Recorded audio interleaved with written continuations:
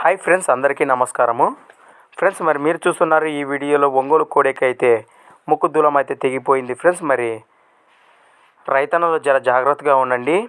ఈ సంఘటన ఏ విధంగా జరిగిందంటే ఫ్రెండ్స్, మరి ఈ ఒంగోలు కోడెలను పొలానికి ఎడ్ల బండి వెనుక కట్టి తీసుకుపోతుండగా బండి వెనకాల పోవడం దానికి అలవాటు లేకపోగా ఫ్రెండ్స్, మరి అదైతే జగ్గబడి రైతన్నలు జర చూసుకోకపోగా వెనక్కి తిరిగి చూడకపోగా దాని ముక్కు దూలం అయితే తెగిపోయింది. ఫ్రెండ్స్, మరి ఇది చాలా బాధాకరమైన విషయము. నాకైతే చాలా బాధ వేసింది.